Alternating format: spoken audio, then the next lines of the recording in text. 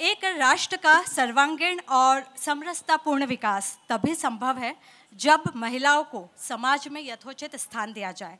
जब हम बात करते हैं विमेन एम्पावरमेंट की, तो हमारा मतलब सिर्फ और सिर्फ बाहर जाके महिला के नौकरी करके धन कमाने से नहीं है।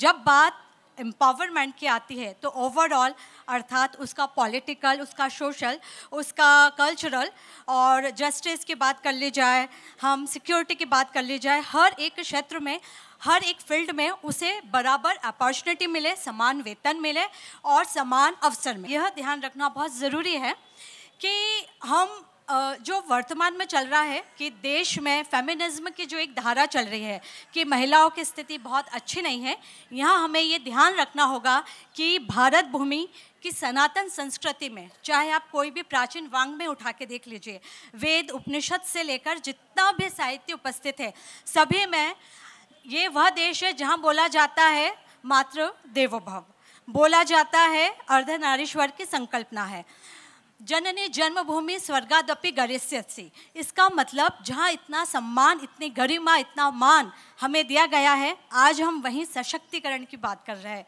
तो मध्यकाल में कुछ ऐसे अवसर आए जब जाकर हमने हमारा इतिहास भुला दिया और हम ये मानने लगे कि अन्य देशों की तरह हमारे यहाँ भी स्थिति बहुत ही खराब है और महिलाओं को समान अवसर नहीं है।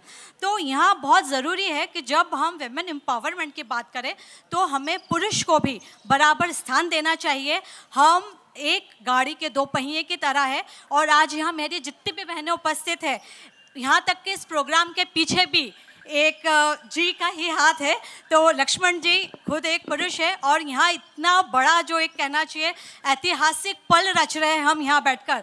तो हमें ये ध्यान रखना होगा कि हमें कभी भी पुरुष से आगे बढ़ना, ना उससे बराबरी करने की आवश्यकता है। विधाता ने हमें सृजन की क्षमता देके खुद ही एक कहना चाहिए कि बहुत बड़ी पोजीशन दी है। तो मैं डिक्लेयर करती हूँ, I declare we realise the empowerment of women in the Indian context has significant implication in the economic, societal and political spheres. We declare to empower women through education, economic opportunities and social initiatives that contributes to the overall development of the nation. I want to conclude my thought from this lines.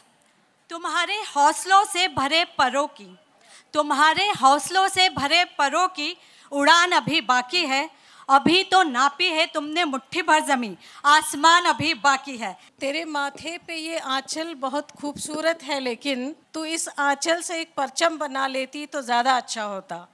नमस्कार, all the women academicians, a very good evening to all of you. So a woman is half the world. She is also a paragon of beauty as well as symbol of humility. She also stands out as a figure of strength and forbearance. In fact, the richness of her being cannot be exhausted in the words.